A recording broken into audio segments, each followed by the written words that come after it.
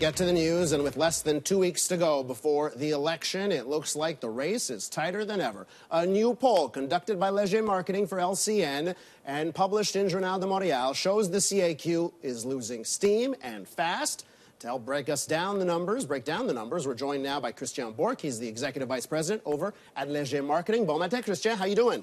I'm doing very well. Yourself? I'm doing well. Let's look at these numbers. It shows a dramatic fall for the CAQ. Why do you think that is so?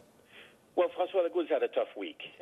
He had a tough debate in French last Thursday, over the weekend while we were conducting the poll as well. A couple of blunders over the issue of immigration again. And I think it shows, and Quebecers are getting this vibe that things are not going well for the CAQ. I mean, they've fully lost 4 points over the course of last week. They're now down at 31% of the popular vote. The Liberals are at 30, fairly steady. They started the campaign at 28, +2 now at 30. The Parti québécois is picking up some steam. They started the campaign at 18. They're now at 21. And Québec solidaire is up 3 points from their early campaign results that we had for them, now at 14%. What's important when you look at these numbers, even though we have sort of a statistical tie between the CAQ and the Liberals, it doesn't mean that the Liberals are doing all that well. If you break it down by the Francophone vote, which is important, in 105 of the 125 ridings, over 80% of the electorate is French language. The CAQ is still in the lead at 36%, followed by the PQ now at 26%. So the PQ is hurting the CAQ. They'll be winning seats away from the CAQ compared to the early projections in the campaign.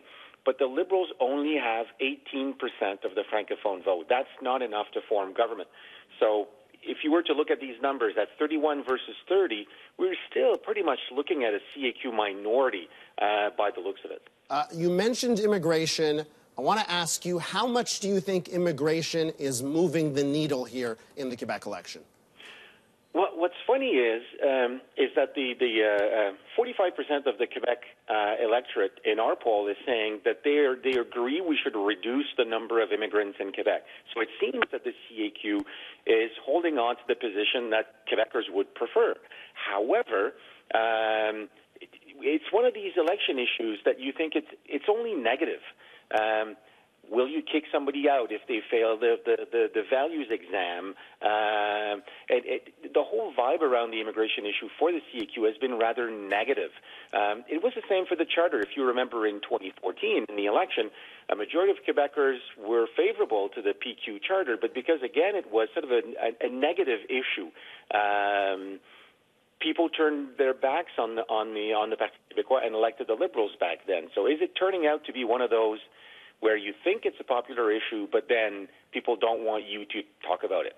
Christian, let's talk a little bit about that Liberal support. You mentioned how low it is amongst Francophones, but if we look back, 2012, 2014, the Liberals tend to outperform when it comes to Election Day. Do you have any indication if that will be the case again this time, or is there something different here?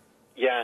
The big unknown about the Liberal Party this time around is we don't know if they'll have what Robert Bourassa used to call the ballot box bonus. It was that 2, 3, 4% that the Liberals would get on Election Day that we did not see in the polls just in the week prior to the vote.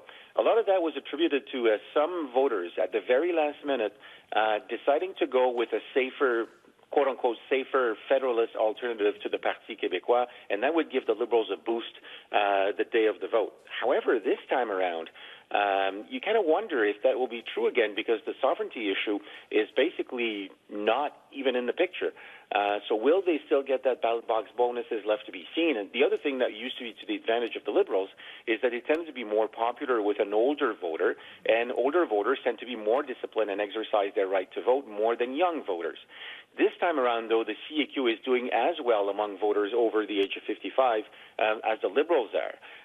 If somebody loses support in that last week because young people who enter our polls don't go out and vote, it probably will mean less support for Québec solidaire, but it should not necessarily be to the advantage of the Liberals this time around. So we don't know if they'll get that ballot box bonus this time. Christian, I know this is a very busy time of the year for you. Thanks for taking the time for us. My pleasure. All right, that's Christian Bourque. He's Executive Vice President over at Léger Marketing.